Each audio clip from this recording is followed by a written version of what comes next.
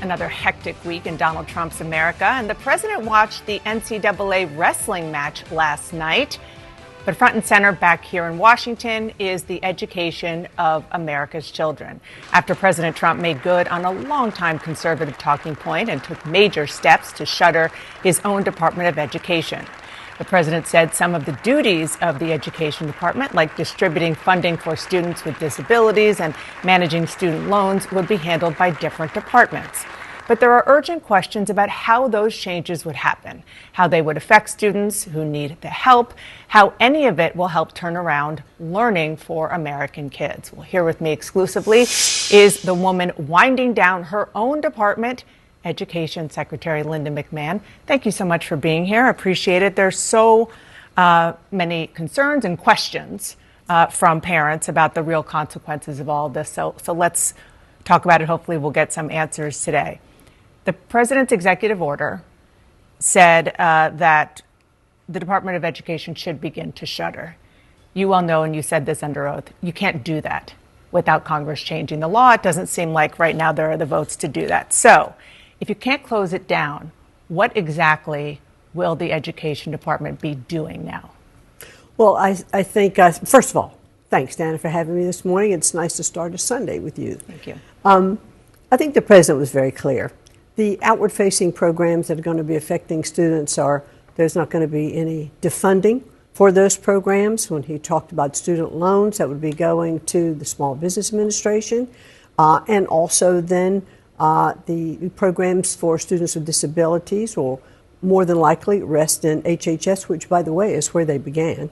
I think we're looking at putting things in different departments where they can operate very efficiently as we look at how we can shut down the Department of Education. Do they not operate efficiently now? Not as well as they should be. As a matter of fact, the president campaigned on the fact that he wanted to close down the Department of Education. And what we saw with our scores recently with the NAEP, which is our country's report card, I mean, it's unacceptable where education is in our country today. And so the Department of Education does not educate one child. It does not establish any curriculum in any states. It doesn't hire teachers. It doesn't establish programs. Mm-hmm. What it is more of a pass-through of funding, which is appropriated by Congress, by the way. And so we want to make sure that funding continues in the departments where it needs to be, but at the same time, give states the opportunities to be innovative and creative with their teaching. So you mentioned that there are lots of data. There's lots of data that shows that, I think, to put it mildly, education could be better in America. Absolutely.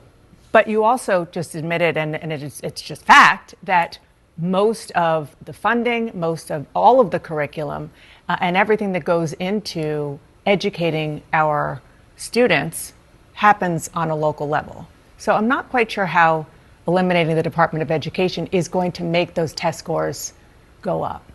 Well, a lot of the funding that goes into states now goes with a lot of red tape, a lot of strings attached to it. And so governors and state superintendents of education have said, look, if we have the funding coming in which allows us to be more creative, how can we spend that? The president believes, as I do, that the best education is that's closest to the students.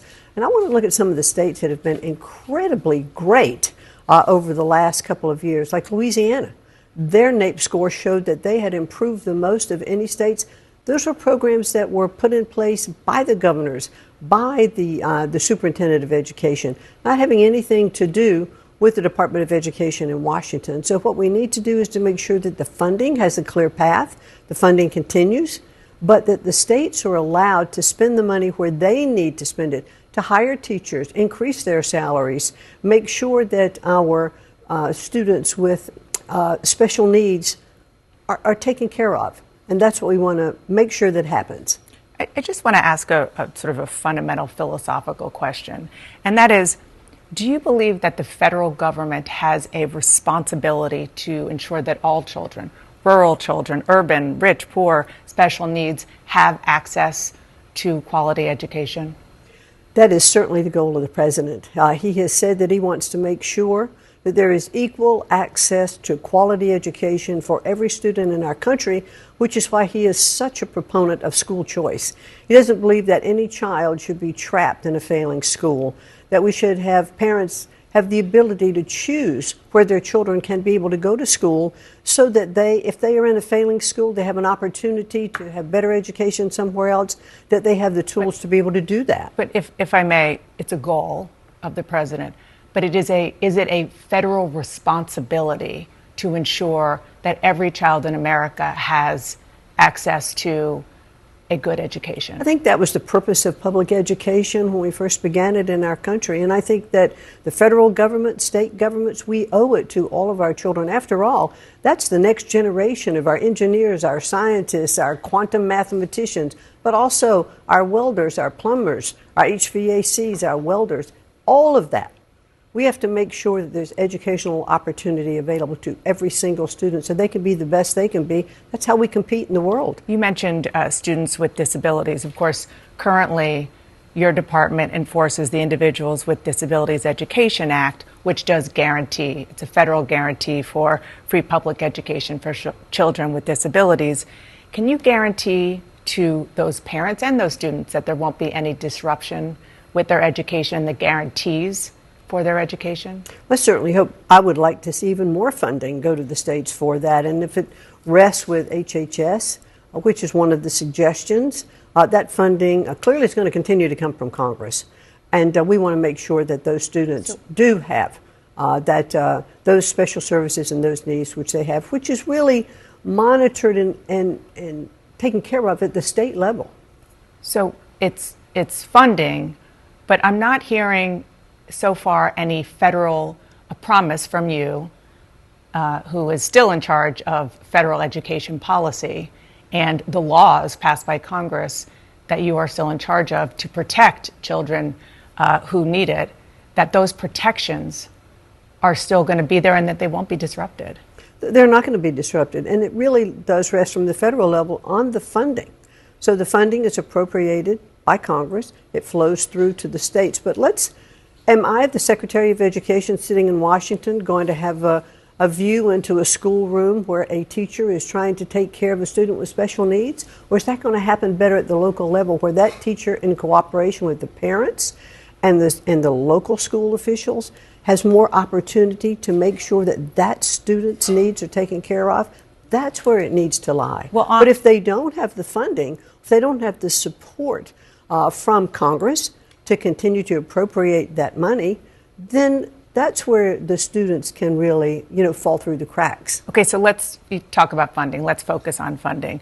There are a lot of Republicans, including many state officials, education officials in particular, who want you to change Title I grants for students in low-income or low-performing areas into what's known as block grants, which is just a lump sum of money with no strings attached. Now, there are some advocates, some experts who think that no strings attached concept will mean that the money won't get to those who need it. It could end up with also larger class sizes, fewer after-school programs, fewer resources. How do you do a block? And first of all, I guess the question is, do you want to do that block grant?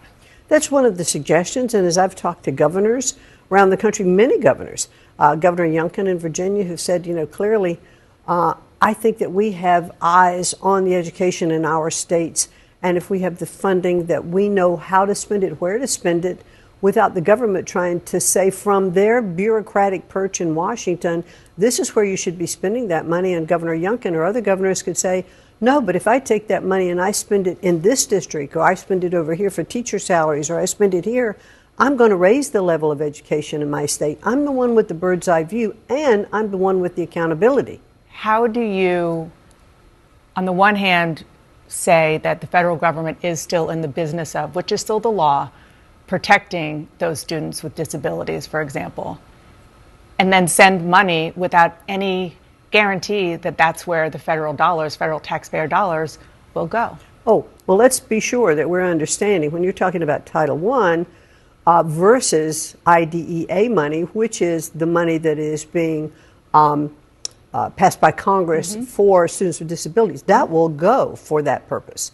So that won't be block granted? That's not going to be block granted in with Title I money. No, that's separate money that would go, because they would clearly have that responsibility to make sure that money does get to those students. I mean, that's an important distinction. Oh, it's a very important I don't think that was clear to people. That's a very important distinction.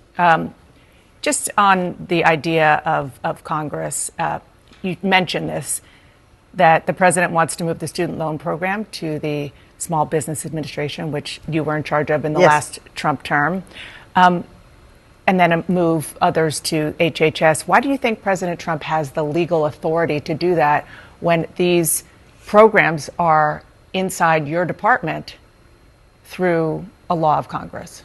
Well, certainly President Trump has said he will move things in accordance with the law and in cooperation with Congress. He certainly knows that if there are statutes or laws that are governing where they need to be, we'll have to abide by the law.